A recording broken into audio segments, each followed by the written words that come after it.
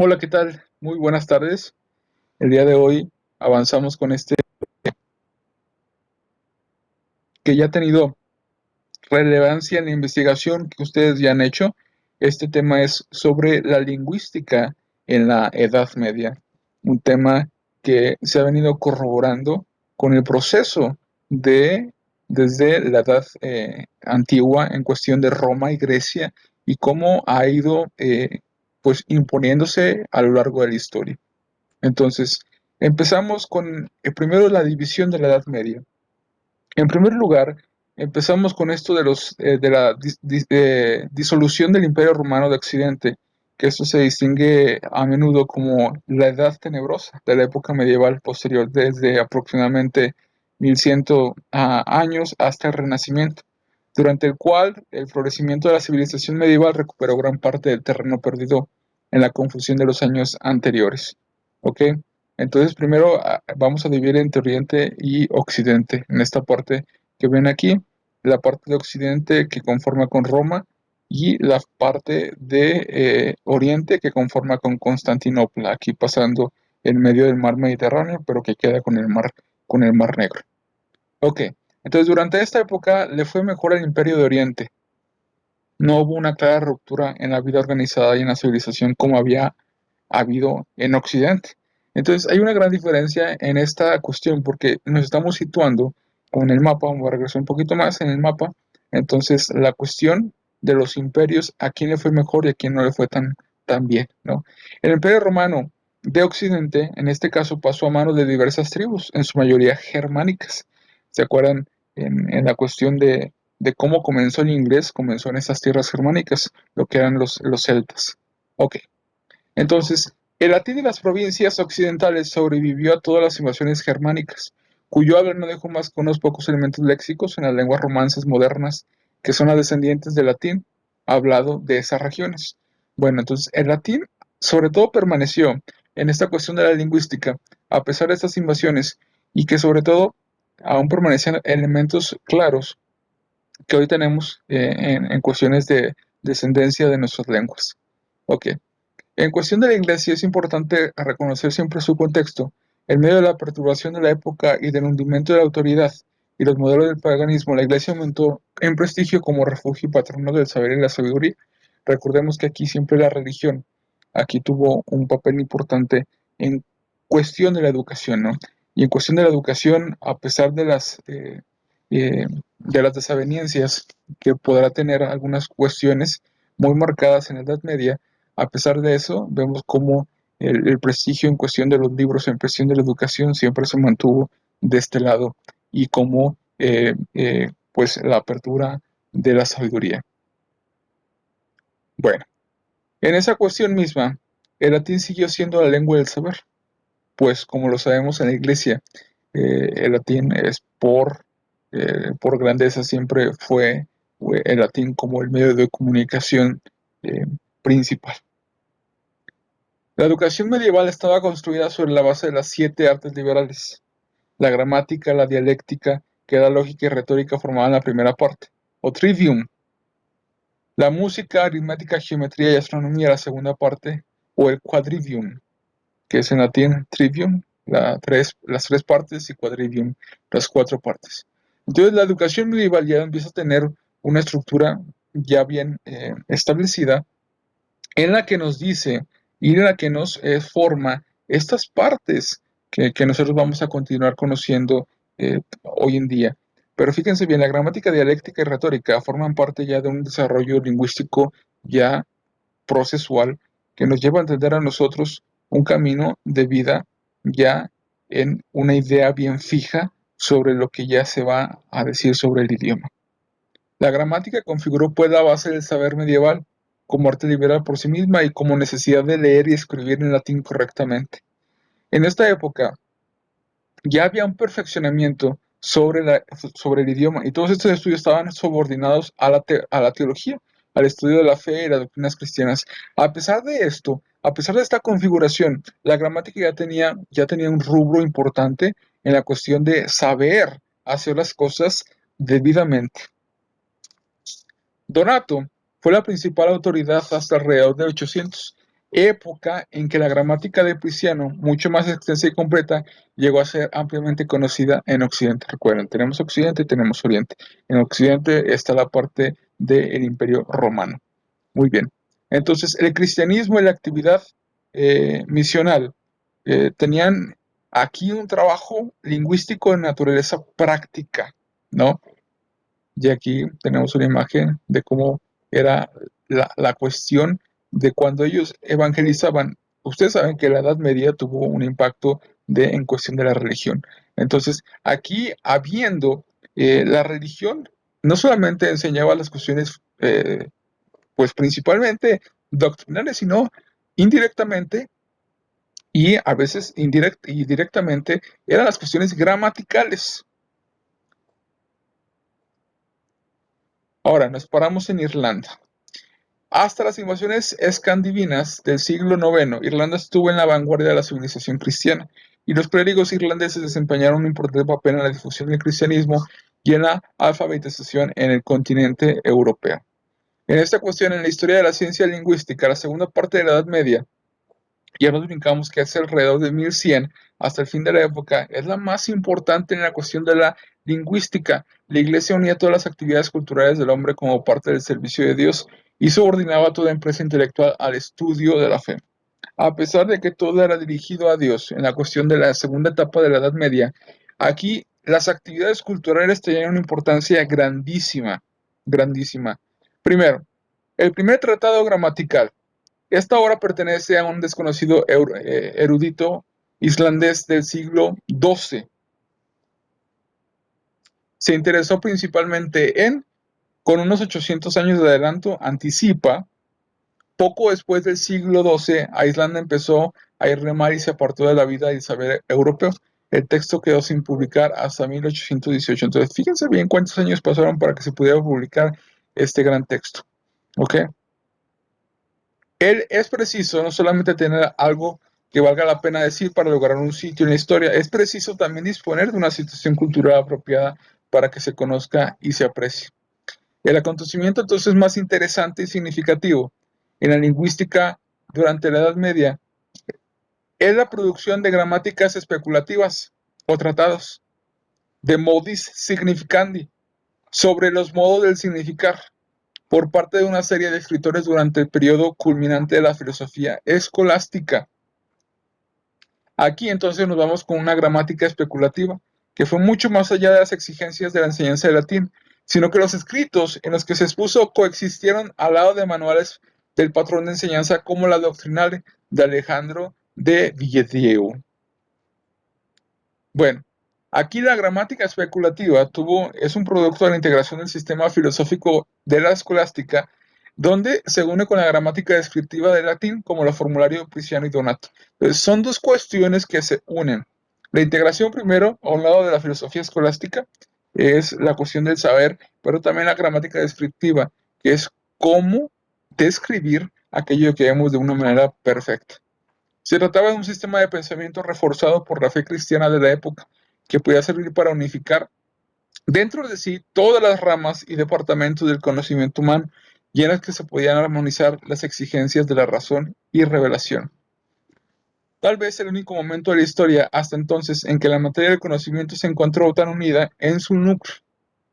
El conocimiento de la lengua griega, ya yéndonos un poquito, entonces vamos brincándonos del lado romano, al lado irlandés, después al lado de los griegos.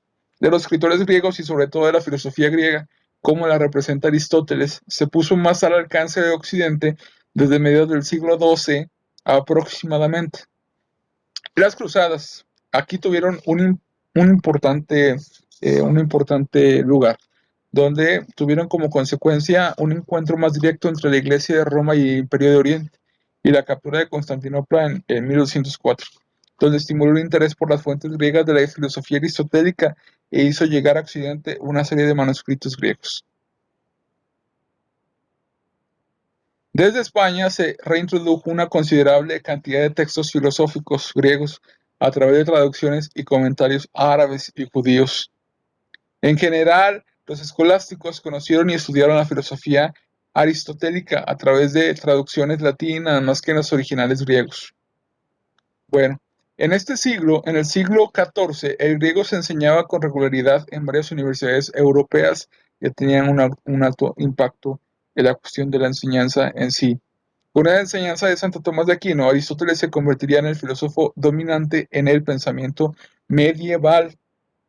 En el contexto del escolasticismo, la mera descripción del latín fijada por Prisciano y Donato se consideró inadecuada, aun siendo de gran utilidad pedagógicamente. Aún así, fíjense bien las desavenencias, los altos y los bajos, el cómo fue cambiando de una manera extravagante. Se expresaba la opinión de que Prisciano no había ahondado lo suficiente en su tema al limitarse a describir la lengua y que debería haber investigado la teoría subyacente y la justificación de los elementos y categorías que utilizó. Entonces, aquí vemos cómo los principales estudios, a pesar de la gran profundidad, estaban pues a la luz de la crítica, una crítica constructiva, pero a veces determinante, donde decía, ¿sabes qué? Esto no sirve, a pesar de que servía en algunas expresiones pedagógicas. Aquí otro autor, Guillermo de Conches, en el siglo XII, se quejó de que Prisciano había descuidado tratar la base causal de las diversas partes del discurso y sus accidentes. Las aportaciones, ya brincándonos un poco ya a la cuestión ya meramente práctica, tenemos que con las aportaciones de Pedro Elías en el siglo XII, la gramática pasó a ser una parte importante de la filosofía. Fíjense, una cuestión que ahora no la vemos, y por aquí nos pasa que la lingüística o la gramática sea parte, pero que en la creencia de que hay una correspondencia entre la estructura de las cosas y la estructura del lenguaje. Aquí vemos este libro, que es el Sume Super.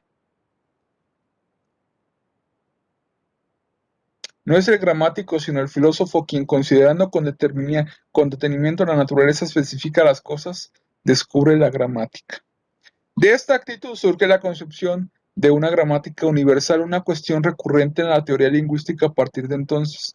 O sea, quiere decir que los gramáticos anteriores no habían realizado afirmaciones universales, habían limitado su interés únicamente al griego y después al griego y al latín. O sea, simplemente la cuestión de la lingüística solamente se limitaba a las cuestiones simplemente territoriales, más allá. Es como un perrito, un gatito, simplemente el territorio es lo que preocupa, a lo demás, ¿vale? Pero la lingüística y la lengua, como hemos estado viendo, la lingüística y la lengua abarca más que simplemente un territorio. Es parte de una expresión, es parte de nuestro ser, es parte como el ser humano. Roger Bacon declaró que la gramática era una y la misma en todas las lenguas en su esencia y que las diferencias superficiales entre ellas son meramente variaciones accidentales, o sea, simplemente son secundarias.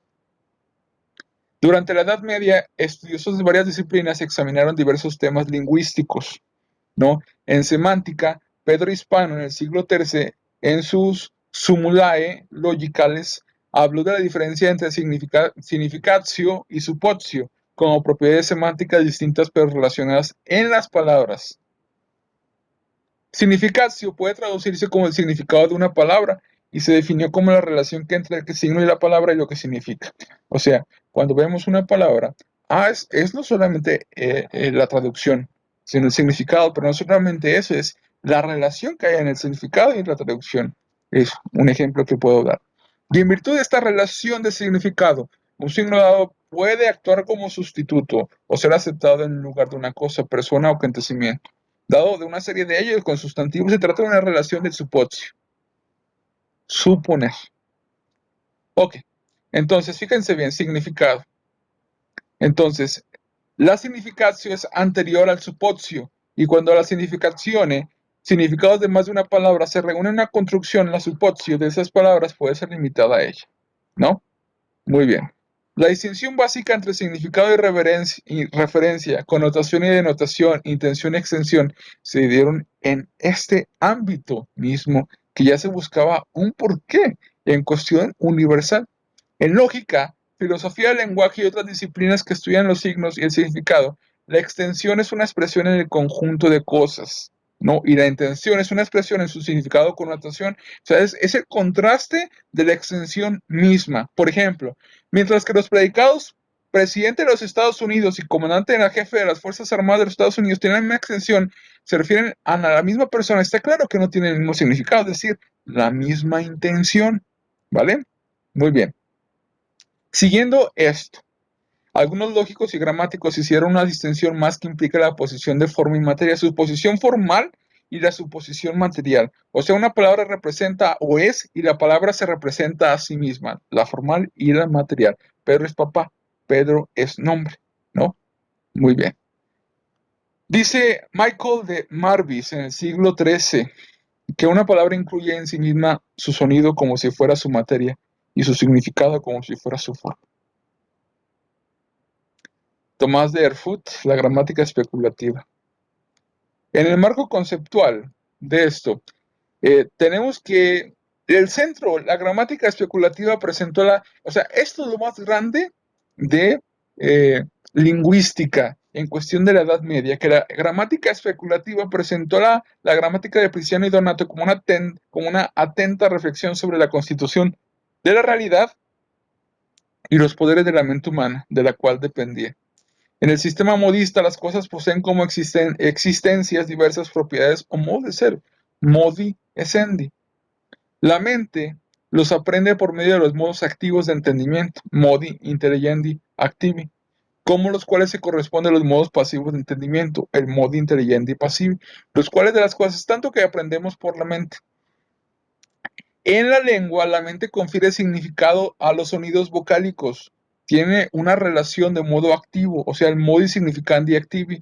En virtud de esto, o sea, del modo, los cuales de las cosas, es tanto que son significadas por palabras, ¿no? Dos modos essendi que subyacen en la constitución de nuestra lengua fueron modus enti, o sea, la propiedad de permanencia, y el modus esse, la propiedad del cambio y sucesión. Son cuestiones que nos van a llevar al modi significandi, que son los términos en cómo va a estar el sistema y las palabras que se distinguen en la realidad. Ok. Yéndonos ya un poco, fue en la sintaxis donde los gramáticos especulativos hicieron las mayores innovaciones y los progresos importantes. Varios de los conceptos fundamentales de la teoría lingüística posterior pueden ser atribuidos a esta época de la ciencia lingüística. Surgió una teoría clara y explícita de la estructura de la oración. En la lingüística occidental, ya estamos otra vez viendo el lado de Roma, se identificaron por primera vez componentes de la oración, fíjense bien, sintácticos. En realidad, no solo de los modistas teóricos, sino también de los autores manuales prácticos. Y ahí mismo tenemos pues sí, tratamiento de sintaxis que nos da este autor, pero en esto se hicieron 4 principios comparables con las causas aristotélicas. Material, o sea, las palabras son miembros de clases gramaticales. Formal, su unión en diversas construcciones. Eficiente, la relación gramatical con diferentes partes. La final, la expresión de un pensamiento completo. Después, la aceptabilidad requería 3 requisitos, ¿no? Las clases de palabras, las palabras que tenían que mostrar categorías y las palabras comunidades léxicas concretas. Todo esto se dio a lo largo de este trienio, con pares sustantivo y verbo, sujeto y predicado, y nuevamente sustantivo y verbo. Una parte de la construcción se relaciona a otra bien, dependiendo de ella, bien satisfaciendo de su dependencia. Bueno, fíjense muy bien. Entonces tenemos el verbo, el terminante sustantivo en nominativo, el verbo, adjetivo, adverbio, sustantivo. Después el sustantivo en caso oblicuo, objeto, sustantivo, verbo, sustantivo en genitivo. Bueno, yo creo que hasta aquí hemos visto que en esta Edad Media los autores de las gramáticas especulativas no tuvieron que preocuparse directamente por el tema que fue objeto de la mayor atención por parte de los filósofos medievales. Y se trata de la cuestión universal, como les decía, una lingüística universal. Sino que aquí se vio una importante que el pensamiento surge del contexto intelectual de su tiempo como para considerar relevancia para los problemas actuales en la teoría y el análisis del lenguaje. Entonces, en cuestión final, la lingüística abarca un tema importante, que es el tema de saber adentrarnos en cuestión de la época medieval a un contexto ya más especulativo en cuestión de ver más allá del universo y no solamente la particularidad, así como Donato, Docencio, que nos llevaron a encontrar una lingüística, o sea, más ad hoc simplemente a un tipo de idioma. Pero ya cuando vino los lingüísticos medievales, nos adentraron a un sinfín de cosas que dejaron para el futuro, ¿vale? Muy bien, pues esta es la clase del día de hoy y les agradezco.